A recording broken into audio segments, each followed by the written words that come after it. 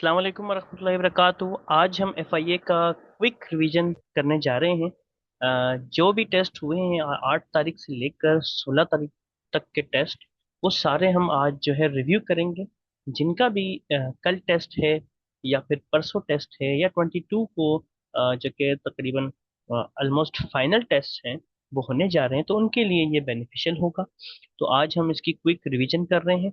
तो अभी तक जो सवाल आए हैं इस्लामियात से, वो हम देख रहे हैं कि इस्लामियत में सवाल आया है कि फर्स्ट प्रॉफिट, मतलब कि इंपॉर्टेंट एमसीक्यूज ये हैं इस्लामियत से रिलेटेड। तो फर्स्ट एमसीक्यूज जो है हजरत आदम अलैहिस्सलाम से रिलेटेड हो गया।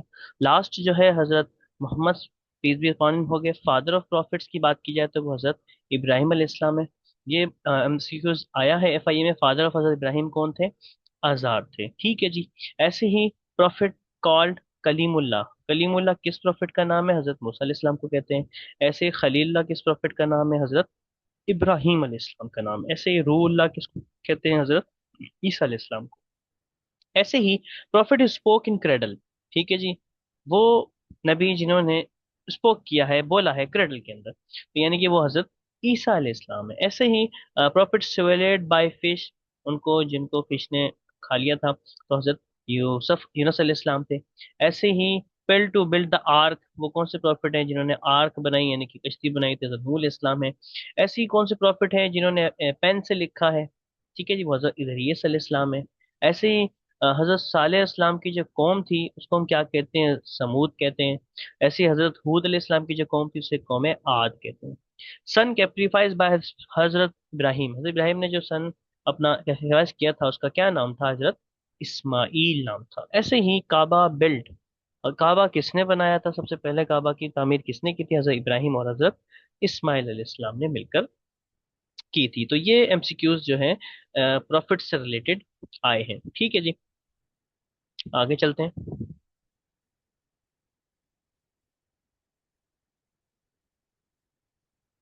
अब जो होली प्रॉफिट से रिलेटेड, हजरत सल्लम कब पैदा हुए?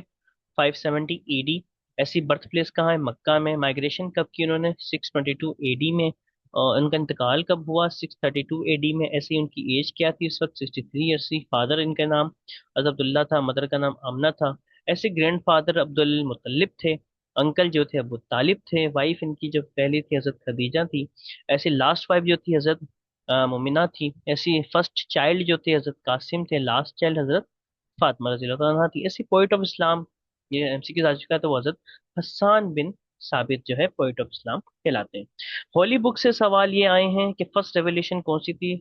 जाहिर है इकरा बिस्मि रब्बिकल लज़ी, अलग की पहली 5 आयत थी। ऐसी लास्ट सूरा कौन सी है? सूरत नसर है। ऐसे लॉन्गेस्ट सूरा अल बकरा है। शॉर्टेस्ट सूरा अल कौसर है। हार्ट ऑफ कुरान किस सूरत को कहते हैं? सूरह यासीन को कहते हैं। मदर ऑफ कुरान कौन? सूरत फातिहा है। टोटल सूराज 114 है। 86 आपकी मक्की सूरतें हैं, 28 मदनी है। फर्स्ट हाफिज जो थे हजरत मोहम्मद सल्लम खुद थे कुरान के पहले हाफिज। आगे चलते हैं। ऐसे ही कुछ सवाल गजवात से आए हैं, हज से आए हैं। फर्स्ट बैटल बदर थी। सेकंड बैटल ओहद थी। ऐसे बैटल ऑफ ट्रेंच खंदक थी। ऐसे फर्स्ट बैटल अगेंस्ट रोमन्स जो मोता थी। विक्ट्री विदाउट फाइटिंग जो हुई थी वो मक्का फतह मक्का कहलाती है। ट्रीटी बिफोर कॉन्क्वेस्ट वो हुदैबिया कहलाती है।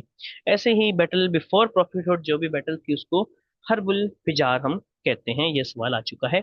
ऐसे ही हज के हवाले से हज परफॉर्मेंस जुल्हज्जा के महीने में। अरफात का दिन 9 जुल्हज्जा को होता है। यौम तरवी जो होता है 8 जुल्हज्जा को होता है।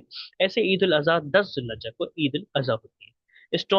स्टोइंग, जो स्टोन हम फेंकते हैं, स्टोन फेंकते हैं शैतान पर, उसको रमी, उस सॉरी सिस्टम को हम रमी कहते हैं। ऐसे ही मिकात ऑफ मदीना जुल्हलेफा कहलाता है। मिकात ऑफ सीरिया अल जुफा कहलाता है। रनिंग बिटवीन सफा एंड मरवा आपका सही कहलाता है। ऐसे ही सर्कलिंग ऑफ काबा आपको तवाफ कहा जाता है। तो ये हमारे इंपॉर्टेंट थे। आगे चलते हैं। कुछ सहाबा से रिलेटेड क्वेश्चंस आई हैं कि फर्स्ट कैलिफ कौन थे? हजरत अबू बकर रजी अल्लाह तआला अन्हु थे। इनका लकब सिद्दीक था। ऐसे ही सेकंड कैलिफ कौन थे? हजरत उमर। इनका लकब जो है फारूक था। ऐसे थर्ड हजरत उस्मान जुन्नूरैन कहलाते हैं। ठीक है। ऐसे फोर्थ हजरत अली रजी अल्लाह तआला अन्हु कहलाते हैं। ऐसे ही फर्स्ट मौजिन जो थे हजरत इब्राहिम, हजरत बिलाल थे। ऐसे स्वॉर्ड ऑफ अल्लाह यानी कि सैफुल्लाह जिसको कहते हैं, हजरत खालिद बिन वलीद को सैफुल्लाह कहा जाता है। ऐसे ही स्क्राइब ऑफ रेवल्यूशन हजरत जैद बिन जो है साबित थे, वो सबसे पहले थे राइटर जो कि लिखने वाले थे कुरान के। ऐसे ही host of prophet in Medina, Medina Jerusalem आए थे उसके होस्ट कौन थे, तो हजरत अबू अय्यूब अंसारी जो थे वो होस्ट से मदीना। ऐसे ही कुछ इंपॉर्टेंट फैक्ट्स हैं। 5 pillars of Islam, there are 5 pillar. Article of faith कितने, 6 हैं। नंबर ऑफ अशरास कितने होते हैं रमजान में, 3 होते हैं। ऐसे फर्स्ट मोक मस्जिद अल हराम है, फर्स्ट किबला मस्जिद अल अक्सा है। हॉलीएस्ट मॉस्क कौन सी है, मस्जिद अल हराम है। फर्स्ट रेवोल्यूशन कहाँ नाजिल हुई, हिरा में हुई थी। केव ऑफ माइग्रेशन जिसको हम सार कहते हैं। ऐसे ही गाइस, और ऐसे ही Zamzam is located in Mecca. Islam means peace and submission to Allah. तो ये जो इंपॉर्टेंट एमसीक्यूज थे इस्लामियात में अब तक आ चुके हैं। ठीक है जी, आगे चलते हैं। अब हम कुछ इंपॉर्टेंट एमसीक्यूज जो पाकिस्तान स्टडीज में आए हैं करंट अफेयर्स में, वो हम देख लेते हैं। पाकिस्तान मूवमेंट से सवाल है। पाकिस्तान केम इनटू एग्जिस्टेंस 14 अगस्त 1947। लाहौर रेजोल्यूशन कब हुआ था, 23 मार्च 1940 में। ऑब्जेक्टिव रेवोल्यूशन कब हुआ था, 12 मार्च 1949 में। सिमला डेपुटेशन 1906 में। ऐसी लखनऊ पैक्ट 1916 में। पाकिस्तान रेजोल्यूशन किसने रिप्रेजेंट किया था, अब्दुल कदीर ए के फजलुल हक ने किया था, अब्दुल कलाम फजल हक। ऐसी ऑल इंडिया मुस्लिम लीग कब स्टेब्लिश हुई, 30 दिसंबर 1906। इंडियन नेशनल कांग्रेस स्टेब्लिश कब हुई थी, 28 दिसंबर 1885 में। कुछ नेशनल सिंबल्स के बारे में आपको पता होना चाहिए, जैसे कि नेशनल एनिमल मार्कोल है, नेशनल बर्ड चकोर है, नेशनल फ्लावर जस्मीन है, नेशनल ट्री आपका दीदार है, नेशनल फ्रूट आपका मैंगो है। ऐसे ही नेशनल स्पोर्ट आपका हॉकी कहलाता है। आगे चलते हैं। कुछ सवाल अब जो है कायद आजम से रिलेटेड है कि भाई उनका पूरा नाम क्या था, मोहम्मद अली जिन्ना। ऐसे ही कब पैदा हुए थे, 25 दिसंबर 1876 में। कब इनका इंतकाल हुआ, 11 सितंबर 1948 में हुआ। बर्थ प्लेस कहाँ है, कराची पैदा हुए थे। डॉटर इनकी दीना वादियाँ हैं। वाइफ कहाँ है, रतन बाई जिन्ना कहलाती है। फर्स्ट गवर्नर जनरल भी कायद मोदी जी। इनका मोटो क्या था, फेथ यूनिटी एंड डिसिप्लिन। ऐसी ज्योग्राफी से रिलेटेड है। लॉन्गेस्ट रिवर आपका इंडस है। हाईएस्ट पीक पाकिस्तान में केटू है। लार्जेस्ट डैम पाकिस्तान का तरबेला है। लार्जेस्ट डेजर्ट पाकिस्तान में थर है। लार्जेस्ट प्रोविंस बलूचिस्तान है। स्मॉलेस्ट प्रोविंस बाय एरिया इस केपी के। हाईएस्ट पास खुंजराब पास है। ऐसे ही लार्जेस्ट लेक मंचन लेक कहलाती है। इंपॉर्टेंट फैक्ट्स की बात की जाए, पाकिस्तान ने यूएनओ को ज्वाइन किया था 30 सितंबर 1947 में। कॉन्स्टिट्यूशन आपको पता है अभी जो चल रहा है वो 1973 का है। फर्स्ट कॉन्स्टिट्यूशन 1956 में आया था। न्यूक्लियर पावर हमारा हम बन गए थे 1998 में। सीपेक की film China Pakistan economic capital हमारा इस्लामाबाद है। तो ये इंपॉर्टेंट हमारे करंट अफेयर्स या पाकिस्तान अफेयर्स से रिलेटेड क्वेश्चन। आगे चलते हैं। General knowledge. अब जनरल नॉलेज में सवाल जो आ चुके हैं और जा सकते हैं वो यहाँ पर। तुर्की का कैपिटल अंकारा, ऑस्ट्रेलिया का कैनबेरा, कनाडा का ओटावा, जापान का टोक्यो, चाइना का बीजिंग, रशिया का मॉस्को, ऐसी सऊदी अरब का रियाद, ईरान का तेहरान, मलेशिया का कोलालमपुर। अब कुछ ऑर्गेनाइजेशन से सवाल आए हैं, तो यूएनओ न्यूयॉर्क में है इसका हेडक्वार्टर। ऐसे नेटो है उसका, ये ब्रसल्स में है। वर्ल्ड हेल्थ ऑर्गेनाइजेशन जेनेवा में है। ऐसे यूनेस्को जो है पेरिस में। आईएमएफ इंटरनेशनल मॉनेटरी फंड होता है वाशिंगटन डीसी में। ऐसी वर्ल्ड बैंक वाशिंगटन डीसी में है। OIC organisation Islamic countries Jeddah में है। ऐसे SAARC south association and regional cooperation Kathmandu में है इसका हेडक्वार्टर। तो इससे रिलेटेड सवाल हैं। इसके अलावा और सवाल हैं कंट्रीज से रिलेटेड हैं, ज्योग्राफी से रिलेटेड हैं, कि जो हमारी कंट्रीज हैं, लार्जेस्ट कंट्री कौन सी है, रशिया है। स्मॉलेस्ट कंट्री वेटिकन सिटी है। लार्जेस्ट पॉपुलेशन वाली कंट्री कौन सी, इंडिया है। लार्जेस्ट पॉपुलेशन मुस्लिम वाली कंट्री इंडोनेशिया है। और लार्जेस्ट आइलैंड कंट्री जो ग्रीनलैंड कहलाता है। ऐसे ज्योग्राफी रिलेटेड है। लार्जेस्ट डेजर्ट अंटार्कटिका है। लार्जेस्ट हॉट डेजर्ट सहारा कहलाता है। हाईएस्ट वाटरफॉल एंजर वाटरफॉल है। ऐसे हाईएस्ट माउंटेन माउंट एवरेस्ट है। लॉन्गेस्ट रिवर आपका रिवर नील है। इंपॉर्टेंट डेज की बात की जाए, इन्वायरमेंट इन्वायरमेंट डे 5 जून को बनाया जाता है। वाटर डे 22 मार्च को। लेबर डे 1 मई को। आपका यूएन डे 24 अक्टूबर को। ऐसे वुमेन्स डे 8 मार्च को बनाया जाता है। तो ये हमारे थे वर्ल्ड अफेयर से रिलेटेड। अब हम बात कर लेते हैं कंप्यूटर साइंस से रिलेटेड। कंप्यूटर से कुछ एमसीक्यूज हमारे पास आए हैं। तो सबसे पहला है एमएस वर्ड से, कि न्यू डॉक्यूमेंट के लिए कंट्रोल एन शॉर्टकट की है। सेव के लिए कंट्रोल एस, कॉपी के लिए कंट्रोल सी, ऐसे पेस्ट के लिए कंट्रोल वाई, अनडू करने के लिए कंट्रोल जेड, रीडू करने के लिए कंट्रोल वाई, हाइपरलिंक बनाने के लिए कंट्रोल के, मेल मर्ज के लिए एमएस वर्ड में हम मेल मर्ज करते हैं। अगर एक्सेल की बात की जाए, तो एक्सेल में डिफॉल्ट एक्सटेंशन डॉट एक्सएलएस होती है। फार्मूला आपका इक्वल से स्टार्ट होता है। सम फंक्शन सम ब्रैकेट्स में आ जाता है। ऐसे पॉइंट की अगर बात की जाए पावर पॉइंट की, एग्जिट स्लाइड शो के लिए एग्जिट आप स्केप दबाते हैं, न्यू स्लाइड के लिए कंट्रोल एम दबाते हैं। ऐसे ही आप स्लाइड शॉर्टर के लिए अरेंज स्लाइड दबाते हैं। कंप्यूटर बेसिक्स आपको आनी चाहिए। ब्रेन ऑफ कंप्यूटर सीपीयू कहलाता है, टेम्परेरी मेमोरी रैम है, परमानेंट आपकी रोम होती है। ऐसे इनपुट डिवाइसेस के अंदर कंप्यूटर है, अपना कीबोर्ड है, माउस है, ठीक है, स्कैनर है, ये ऐसे माइक्रोफोन है, ये सारे इनपुट। ऐसे आउटपुट डिवाइसेस है, मॉनिटर है, ठीक है, जैसे डिस्प्ले होता है आपका, ऐसी प्रिंटर है आउटपुट। तो एक बाइट में 8 बिट्स होते हैं, ये आपको पता होना चाहिए। आगे चलते हैं। अब जनरल साइंस से रिलेटेड कुछ क्वेश्चंस आए हैं, जैसे कि बायोलॉजी में है, basic unit of life is cell, power house of the cell mitochondria कहलाता है, प्रोटीन फैक्ट्री कहाँ होती है, राइबोसोम। ऐसे लार्जेस्ट ऑर्गन हमारा कौन सा है, स्किन है। लार्जेस्ट ग्लैंड कौन सा है, वो लीवर है। ब्लड शुगर हार्मोन इंसुलिन कहलाता है। यूनिवर्सल डोनर आपका और नेगेटिव है, यूनिवर्सल रिसेप्टर आपका ए बी पॉजिटिव। ऐसी फिजिक्स में अगर बात करें, फोर्स का यूनिट आपको पता है न्यूटन होता है। स्पीड ऑफ लाइट आपकी 3 × 10⁸ मीटर पर सेकंड है। ग्रेविटी आपकी पता है 9.8 metre per second square. Instrument for current ammeter कहलाता है। Instrument for voltage voltmeter, ठीक है जी। केमिस्ट्री में आप सवाल है, वाटर का फार्मूला H2O है। कॉमन साल्ट NaCl कहलाता है। कार्बन डाइऑक्साइड CO2 कहलाता है। सल्फ्यूरिक एसिड H2SO4 कहलाता है। कैल्शियम कार्बोनेट CaCO3 कहलाता है। आगे चलते हैं। इंग्लिश के अंदर बहुत ही सिंपल क्वेश्चंस आए हैं, सिनोनिम्स आए हैं आपके।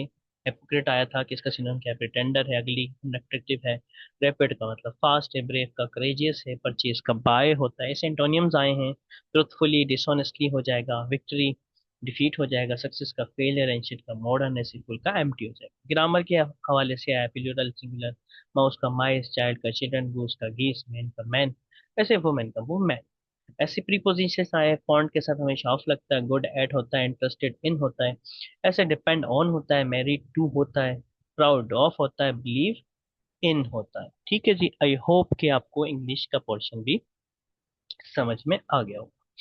अब हमारे लास्ट जो मोस्ट इम्पोर्टेंट है, जो कि बहुत ज्यादा इसके बारे में डिस्कस किया जा रहा है कि मैथमेटिक्स एनालिटिकल रीजनिंग बहुत आ रहे हैं, तो वो भी बहुत सिंपल हैं। बेशक स्टेटमेंट वाइज होते हैं, आपको स्टेटमेंट को समझ में आना चाहिए। तो कॉमन पैटर्न्स आए हैं कुछ, जैसे कि 2 5 8 11 है, तो आगे क्या होगा। यहाँ अगर हम देखें कि तीन, हर सवाल में 3 ऐड हो रहा है, तो इसका मतलब इसमें 3 ऐड करके 14 आए। मल्टीपल वाले भी हैं, यानी कि 3 to the 6, 6 to the 12 to the 24, ऐसे 24 को मल्टीप्लाई बाय 2 करेंगे तो आपका 44 आ जाएगा। तो आपको पैटर्न समझना होता है बेसिकली। ऐसे ही स्क्वायर नंबर वाला भी पैटर्न है यहाँ पर, कि भाई अगला नंबर कैसे आएगा। जैसे पहला 4149, आप इसको देखें तो ये 1 का स्क्वायर, ये 2 का स्क्वायर, ये 3 का, ये 4 का, तो आगे 5 का स्क्वायर आएगा 25। ऐसे नंबर्स हैं। 1 8 ये क्यूब है, ठीक है जी, तो 1 का क्यूब, 2 का क्यूब, 3 का 4, 5 का क्यूब आएगा 125। ऐसे मिक्स पैटर्न भी होते हैं कुछ, ठीक है जी। मिक्स पैटर्न में क्या है यहाँ पर, अगर आप यहाँ मिक्स पैटर्न में आप थोड़ा सा गौर करें, तो आपको एक चीज समझ में आएगी कि पहले 4 प्लस किया गया, उसके बाद मल्टीप्लाई 2 करके -1 कर दिया, फिर मल्टीप्लाई 2 करके -1 कर दिया, ऐसे आगे जाएंगे, मल्टीप्लाई 2 करके -1 कर देंगे, तो ये पैटर्न आगे चलेगा। एक्सपेक्टेड ऐसे आ सकता है 7 14 28 56, तो जाहिर है मल्टीप्लाई बाय 2 का चल रहा है, तो 112 हो जाएगा। ये 3 3 9 9 27 27 3 81 आपका इसका आंसर आ सकता है। तो ये पैटर्न से रिलेटेड एमसीक्यूज है। ऐसे ही परसेंटेज वाले एमसीक्यूज आ रहे हैं, कि भाई परसेंटेज कैसे निकालते हैं, तो आपको पता होना चाहिए, part upon whole multiply by 100 इसका फार्मूला है। तो पार्ट अपॉन होल का मतलब क्या है, ये पार्ट मिला हुआ है 40, टोटल 50 है, तो 40/50 मल्टीप्लाई बाय 100 होगा, जीरो से जीरो कैंसिल आउट होगा। ऐसे ही 5 का टेबल 1 टाइम, 5 का टेबल 2 टाइम, तो 2 4 80% आपका इसका आंसर आ जाएगा। ऐसे student gate 72 marks out of 90, तो इसको कैसे करेंगे, 72 ऊपर 90 नीचे, ऐसे ही आप मल्टीप्लाई बाय 100 करेंगे, जीरो से जीरो कैंसिल आउट हो जाएगा, फिर 9 1 9 9 8 72, 8 10 80% आपका आंसर इसका आ जाएगा। तो इस तरीके से आपके परसेंटेज वाले क्वेश्चन। प्रॉफिट लॉस की बात की जाए तो बहुत इजी क्वेश्चंस आ रहे हैं। प्रॉफिट बहुत सिंपल है, सेलिंग प्राइस में से कॉस्ट प्राइस को आप निकालते हैं तो प्रॉफिट निकल आता है। प्रॉफिट की परसेंटेज अगर निकालनी है तो profit upon CP multiply by 100 होता है, यानी कि आपको सीपी मनी के कॉस्ट प्राइस मिली 500, सेलिंग प्राइस 650 है, तो आप पहले प्रॉफिट निकालें, दोनों को माइनस करेंगे तो 150 का प्रॉफिट निकला है। अब परसेंटेज निकालनी है, तो आपको मालूम है कि प्रॉफिट अपॉन सेलिंग या कॉस्ट प्राइस, तो कॉस्ट प्राइस 500 इंटू 100 आप करेंगे, ये आपके कैंसिल आउट हो जाएगा, 5 का टेबल उसको 3 टाइम्स लगेगा, तो आपको पता चलता है कि 30% का प्रॉफिट। ठीक है जी। एक्सपेक्टेड एमसीक्यूज की बात की जाए तो एक्सपेक्टेड एमसीक्यूज किस तरह से बना हुआ है कि ब्रॉड खरीदा इतने का, बेचा इतने का, कितने का प्रॉफिट हुआ, 150। ठीक है ना। तो प्रॉफिट परसेंटेज कैसे बनेगी? आपको लिखना है 150 ऊपर, कॉस्ट प्राइस कितनी है 60, मल्टीप्लाई बाय 100। तो ये 100 से ये 6 टाइम्स कैंसिल हो जाएगा। सही है ना। उसके बाद 6 का टेबल इसको कितनी बार लगेगा, ये वो 25 टाइम। इस तरीके से आपका आंसर 25% आ जाएगा। आई होप कि आपको परसेंटेज भी क्लियर हो गया हो। एवरेज की बात की जाए, एवरेज के क्वेश्चंस आ रहे हैं बहुत आसान। एवरेज का मतलब बहुत सिंपल है कि आपने बहुत सारे नंबर दिए होंगे, उन सबको सम करके डिवाइड बाय टोटल नंबर कर देना है। तो दो, यहाँ पे 4 नंबर हैं, तो सम किया 140 divide by 4 will be 35। It's simple, ratio is very simple. अब बात की जाए दूसरे रेशो की, कि 2 नंबर है उनका रेशो कैसे निकालते हैं, उनको सिंप्लीफाई करते हैं, सेम टेबलिंग करते हैं, तो 2/3। ऐसे ही आपको रेशो दिया गया है, ratio B is equal to 3:5, A अगर 18 है तो बी क्या? ठीक है जी। तो आपको बड़ा सिंपल बात है कि आपको ए दे दिया है 18, यानी कि अगर मैं इसमें बात करूं इस तरीके से, ए रेशो बी आपको दिया हुआ है 3:5, फिर इसको आपको कहा गया है कि अगर ए हो जाए कितना, 15 और 18, तो आप लिखेंगे A ratio B is equal to 3:5। ठीक है ना। अब आपको मालूम है कि एक्सट्रीम्स को एक्सट्रीम से मल्टीप्लाई करते हैं और मीन्स को मीन से, तो ये हो जाएगा 3b, और ये हो जाएगा 18 मल्टीप्लाई बाय 5। ऐसे ही आप b के बाद 3 डिवाइड में लिख देंगे, तो आपके पास ये 3 6 होता है, तो 6 5 आपका हो जाएगा 30, तो बी का आंसर आपका 30 है। तो ये बहुत सिंपल क्वेश्चन है, इस तरीके से आप सॉल्व कर सकते हैं। आगे चलते हैं, प्रोबेबिलिटी से रिलेटेड सवाल हैं। तो प्रोबेबिलिटी बहुत आसान है, पॉसिबिलिटी को कहते हैं favourable outcomes upon total outcomes. तो 5 रेड और 3 ब्लू बॉल्स हैं, तो प्रोबेबिलिटी बतानी है रेड बॉल्स की, तो टोटल कितना है 8 बॉल्स, 8 और बचाइए कितनी 5 बॉल, तो 5/8 will be the red balls. अगर ब्लू पूछा हो तो 3/8 लिख देते हैं, this is the probability for blue balls. ऐसे 6 बॉयज हैं 4 गर्ल्स हैं, प्रोबेबिलिटी क्या होगी? जाहिर है गर्ल्स की पूछी तो 4/10, उसको सिंप्लीफाई करेंगे तो 2/5 हो जाएगा। ऐसे ही अगर आपसे बॉयज का पूछा होता तो 6/10, और सिंप्लीफाई करते तो 3/5 हो जाता। आई होप कि आपको समझ में आ गया होगा। ऐसे ही कुछ क्वेश्चंस एजेस से रिलेटेड है।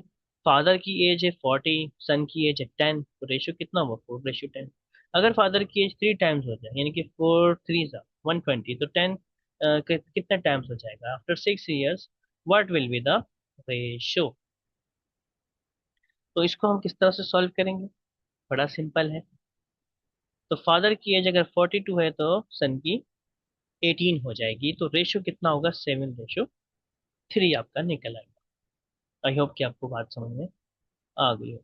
ऐसे टाइम और वर्क से रिलेटेड क्वेश्चन है, बड़ा आसान है। वर्क आपका होता है काउंट मेन मल्टीप्लाई बाय अपना days, main multiply by days. तो 20 वर्कर्स हैं कंप्लीट 10 दिनों में करते हैं, तो 10 वर्कर्स कितने दिनों में करें?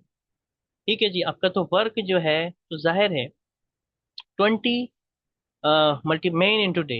अब 20 × 10 करेंगे तो कितना आएगा 200। तो 10 वर्कर्स का मतलब ये है कि इसको 10 से आप डिवाइड करेंगे तो आपको पता चलता है कि 20 डेज के अंदर वो कंप्लीट करें। ठीक है जी। ऐसे एक्सपेक्टेड एमसीक्यू है, मेन 12 दिन है। ठीक है ना। अब मेन इंटू 12 का मतलब 15 को 12 से करो तो कितना आता है, 15 × 150, 180। 180 को आप 30 से डिवाइड कर दें जो आपको मिला हुआ है, तो आपको मतलब 6 डेज में काम एक्सपेक्टेड है कि कंप्लीट हो जाएगा। That's time. ऐसे ही टाइम स्पीड डिस्टेंस से आपका फार्मूला लगता है, distance is equal to speed into time. ठीक है जी। स्पीड आपको दी है 60 kilometre per hour, time 2 hours, तो दोनों को मल्टीप्लाई करेंगे तो 120 किलोमीटर का आपके पास डिस्टेंस आ जाए। सेम फॉर कैलेंडर है। कैलेंडर से रिलेटेड बड़े एमसीक्यूज आते हैं। एवरी 7 डे आपका जो है आपका सेम डे होता है। ठीक है ना। 7 दिनों में हर 7th day is the same day, यानी कि संडे है आज तो 7 दिन बाद फिर से संडे। तो ये आपका फॉर्मूला आपको याद। Yesterday was Sunday, after 25 days कौन सा दिन? आप यस्टरडे की बात कर रहे हैं, यस्टरडे का मतलब आज क्या है, संडे था तो आज मंडे है। तो आप 7 से डिवाइड करें तो मंडे का मतलब ये हुआ कि आपके पास मंडे और 3 दफा आपने डिवाइड किया तो रिमाइंडर 4 हुआ। और रिमाइंडर 4 जब आएगा तो जाहिर है आज का अगर हम संडे है तो उसमें 4 प्लस कर लेंगे, यस्टरडे के हिसाब से हम 4 प्लस कर रहे हैं। ठीक है जी। यस्टरडे का मतलब आपका संडे था, संडे के बाद मंडे, ट्यूसडे, वेडनेसडे, उसके बाद थर्सडे आ जाएगा, तो today is Thursday, it counts from yesterday. ठीक है जी। तो today Monday, after 25 days, it's Friday हो जाएगा। ठीक है ना, क्योंकि हमने वो आज से काउंट किया, यस्टरडे से किया, एक दिन आगे बढ़। तो आई होप कि आपको ये रूल समझ में आ गए होंगे। अब कुछ और क्वेश्चंस भी हैं, वो भी हम क्लियर कर लेते हैं। जैसे क्लॉक से रिलेटेड है, वन कंप्लीट आपका 360 डिग्री होता है, आवर एंगल आपका 30 डिग्री पे उठता है, ऐसे मिनट का आपका 60 डिग्री पे। अगर आपके 12 बजे हैं तो उसका मतलब 0 डिग्री, क्योंकि दोनों सुई एक ही जगह पर हो। ठीक है ना। ऐसे ही आपके पास जो है कुछ इस तरह से अगर घड़ी बन जाए, 3 बज रहे हैं तो इसका मतलब 90 डिग्री होगा। 3 बजने का क्या मतलब है कि यहाँ घड़ी है और एक ही यहाँ, तो 90 डिग्री का एंगल बन जाएगा। ऐसे ही 6 बजने का क्या मतलब है कि एक सुई ऊपर है एक सुई नीचे, तो टोटल 180 डिग्री बन जाए। तो इस तरह से क्वेश्चन आपके आ सकते हैं। एलसीएम की बात की जाए, लीस्ट कॉमन मल्टीपल, एचसीएफ आपका हाईएस्ट कॉमन। 12 18 का आपने एलसीएम अगर मालूम करना है तो आप दोनों को जो है सिंप्लीफाई करें, कोई भी टेबल लगाएं जो दोनों को या एक को लगे। यहाँ पर 3 से 9 हो जाएगा, ऐसे यहाँ पर 3 पर 9 हो जाएगा। अब दोनों को 3 का लगेगा, 1 जा 3 जा, ऐसे ही फिर 3 का, 6 जा 9, 9 3 जा 18, 18 2 जा 36 आपका एलसीएम होगा। ऐसे ही अगर आपने एचसीएफ निकालना है तो आप वो टेबल लगाएंगे जो दोनों को लगे। ठीक है जी, ये 6 टाइम्स, ये 9 टाइम्स। अब दोनों को लगेगा 3 का टेबल, 3 टाइम्स ये, फिर सॉरी ये 2 टाइम्स और ये 3 टाइम्स। अब कोई नहीं लग रहा सेम, तो ये 2 2 जा 6 आपका एचसीएफ हो जाएगा। ठीक है जी। ऐसे ही सिंप्लीफिकेशन के क्वेश्चंस आते हैं, बॉडमास रूल यहाँ पर लगता है आपका, bracket order division multiplication addition subtraction. तो सबसे पहले ब्रैकेट की और डिवीजन की जाएगी, तो यहाँ 18 आ जाएगा। 18 को 5 से मल्टीप्लाई करेंगे तो 90 आ जाएगा, 90 को 4 से करेंगे तो 360 हो जाएगा। 360, 16 - 360 करें आप, तो आपके पास कितना हो जाएगा, 350 और 344, और 44 में से फिर अगेन -70 कर दें, तो इस तरह से आपका माइनस इंटू माइनस प्लस हो जाना है, यानी कि आपका हो जाएगा 414। आई होप कि आपको समझ में आ गया होगा। ऐसे ही आपका सिंपल इंटरेस्ट होता है। सिंपल इंटरेस्ट निकालने के लिए आपको पी आर टी अपॉन 100 करना होता है। P R T, P is the principal, R is the rate, T is the time. तो प्रिंसिपल आपकी अमाउंट होती है टोटल जो आपके पास होती है 10,000 है, 5% आपको रेट देना है और 2 साल। तो सिंपल इंटरेस्ट आपका 1,000 है। कैसे? अगर आप पी आर टी अपॉन 100 लिखें तो पी यहाँ पर आ जाएगा, फिर आर 5 यहाँ आ जाएगा, टी 2 आ जाएगा, नीचे 100 आ जाएगा। ठीक है। 100 को यहाँ पर डिवाइड कर दें, यहाँ 100 बचता है, 100 को 5 टाइम्स किया तो 500, 500 को 2 टाइम्स किया तो 1,000 आपका सिंपल इंटरेस्ट। एरिया से रिलेटेड फार्मूलाज आते हैं, जैसे कि स्क्वायर है, तो आपको जो भी आपको लेंथ मिली हुई है उसका स्क्वायर कर दे। फॉर एग्जांपल 5 सेंटीमीटर मिली है तो 25 आपका सेंटीमीटर क्यूब स्क्वायर आपका आंसर हो जाएगा। ऐसे रेक्टेंगल की आपको लेंथ और विड्थ मिली है, दोनों मल्टीप्लाई कर देंगे तो आपका एरिया आ जाएगा। ट्राइंगल मिला है तो बेस हाइट आपको पता होनी चाहिए और 1/2 से कर दें। ऐसी सर्कल अगर है तो उसका रेडियस पता होना चाहिए, तो आप इसका इस तरह से एरिया से निकाल सकते हैं। ऐसे ही एनालिटिकल रीजनिंग से क्वेश्चंस आ रहे हैं, जैसे कि ब्लड रिलेशन, बहुत आपको आराम से ठंडे दिमाग से जो है पढ़ना होगा स्टेटमेंट, फिर आपने आंसर देना। जैसे कि अली का फादर सारा है, तो यानी कि अली जो है फादर है किसके, सारा के, है ना। ऐसे सारा is a sister of Ali, तो यानी कि वही सेम बात है कि अहमद और सारा दोनों का फादर अली है। ऐसे ही Ahmed is father of Hamza. ऐसे ही जो अहमद है फादर है हमजा का, तो इससे नीचे हम चले जाएंगे ट्री के अंदर, तो अली इज हमजा क्या है, तो अब पता चलता है कि जो हमजा है उसके जो अली है वो ग्रैंड फादर है। इस तरीके से आप इसको सॉल्व करें। ठीक है जी। अब डायरेक्शन से रिलेटेड क्वेश्चंस आ रहे हैं, नॉर्थ साउथ ईस्ट वेस्ट। तो आपको सिंपल ये फॉर्मूला याद रखना है कि नॉर्थ ईस्ट साउथ वेस्ट, यानी कि आपका हमेशा जो अप साइड पे होगा वो नॉर्थ होगा, ऐसे ही जो राइट साइड पे होगा वो ईस्ट होगा, डाउन आपका साउथ होगा और लेफ्ट साइड पे आपका वेस्ट होगा। तो नॉर्थ ईस्ट साउथ वेस्ट इस तरीके से आपने रख लेना है क्लॉकवाइज। ठीक है, नॉर्थ ईस्ट साउथ वेस्ट आप याद रखें। अगर आपकी फेस नॉर्थ की तरफ है, आप टर्न राइट करते हैं, यानी कि नॉर्थ की तरफ है आप टर्न राइट करते हैं, तो जाहिर है आपकी अब फेस ईस्ट की तरफ हो जाएगी। आई होप कि आपको समझ में आ गया होगा। ऐसे ही अगर ऐसे ही अगर आपकी अभी जो फेस है वो ईस्ट की तरफ, ठीक है ना, अभी फेस आपकी ईस्ट की तरफ हो, तो जैसे ही राइट पे जाएंगे तो वो साउथ पे चले जाएंगे, ठीक है ना। इस तरीके से आपको ये ऑर्डर पता होना चाहिए। कोडिंग की डिकोडिंग डिकोडिंग के क्वेश्चंस आ रहे हैं। अगर कैट को डी बी यू लिखा है तो यहाँ पर क्या आपको समझ में आ रहा है, यानी कि सी से डी बन गया है, ए से बी बन गया, टी से यू, यानी कि आगे वाला लफ्ज, ठीक है ना। जैसे डॉग का क्या बनेगा, डॉग का डी से ई हो जाएगा, ओ से पी हो जाएगा, जी से एच हो जाएगा, तो ई पी एच बन गया। अल्फाबेटिकल सीरीज आ रही है, एक बीस। अब देखो यहाँ पर एक एक अल्फाबेट स्किप किया गया है ना। तो ए के बाद यहाँ पर बी नहीं है तो सी है, सी के बाद डी नहीं है तो ई है, के बाद जी नहीं तो एच है। ऐसे ही बी डी जी के क्या हो जाएगा। अब इसमें आप ऑर्डर देखें, एच के बाद आई आ जाएगा। यहाँ पर देखें बी के पास सी डी दो छोड़े हैं, उसके बाद तीन छोड़े हैं, फिर चार छोड़े हैं, ऐसे पांच छोड़ेंगे तो आपके पास ई आ जाएगा। तो ये आपको पैटर्न्स पहले दो तीन लेटर्स में देखना पड़ेगा। ऐसे ही कुछ सवाल आते हैं odd one out. Odd one out का मतलब जो डिफरेंट हो वो आपने चूज करना है, एप्पल मैंगो पोटैटो बनाना। अब इसमें ये सारे फ्रूट्स हैं, इसको छोड़कर, तो इसका मतलब ये ऑड वन आउट है, ठीक है जी। I think it's simple. ऐसे एनालॉजी आती है, एनालॉजी का मतलब ये है कि आपने दो वर्ड्स की रिलेशन से अगले दो वर्ड्स की रिलेशन बतानी है। जैसे book is to pen, book is to read, book को पढ़ा जाता है तो फूड को क्या किया जाता है, खाया जाता है। ऐसे ही डॉक्टर हॉस्पिटल में होता है तो टीचर कहाँ होता है, स्कूल में होता है। तो ये आपकी जो है एनालॉजी कहलाती है। ऐसे सिटिंग अरेंजमेंट से रिलेटेड क्वेश्चंस आ रहे हैं कि भाई आपका जो फ्रेंड है, five friend sit in a row, Ali is left to Ahmad, Ahmad जो है उसके बाद लेफ्ट में जो है अली है, ठीक है जी। ऐसे ही Usman is right to Ahmed, Usman जो है इसके राइट में है। ऐसे मिडिल पर्सन कौन हुआ, ये जाहिर है अहमद हुआ। तो step by step before answer, ठीक है जी। तो इस तरीके से जो है आपने आंसर करना होता है। ऐसी स्टेटमेंट कंक्लूजन से रिलेटेड है, आल रोजेज आर फ्लावर्स, तो rose is flower, that simple conclusion है। लेकिन सिलोगिज्म में क्या होता है कि सिंपल कंक्लूजन नहीं होती, तो उसको आप कहते हैं can not be conclusion. All cats are animals, some animals are wild. अब जाहिर है इससे हम क्या कंक्लूजन निकालेंगे, कुछ भी नहीं, some cats are wild. Conclusion आप निकाल सकते हैं, no, it can not be concluded, ठीक है जी। तो इस तरह से क्वेश्चंस आ रहे हैं। फाइनल रिव्यू के अंदर ये है कि आपको percentage, profit loss, average, probability, distance, डिस टाइम, और ये इस तरह के फॉर्मूले आपको याद होना चाहिए। डायरेक्शन से रिलेटेड भी कुछ चीज़ें मालूम होनी चाहिए। तो आज आई होप कि आपको ये सारा रिव्यू समझ में आ गया होगा। तो होप फॉर द बेस्ट इंशाल्लाह। आई होप कि आपका टेस्ट अच्छा होगा। तो आज के लिए इतना ही था। थैंक यू, टेक केयर, अल्लाह हाफिज़। आपको ये अच्छी वीडियो लगी तो लाइक कीजिएगा, कमेंट भी कीजिएगा, अपने दोस्तों से शेयर भी कीजिएगा। टेक केयर, अल्लाह हाफिज़।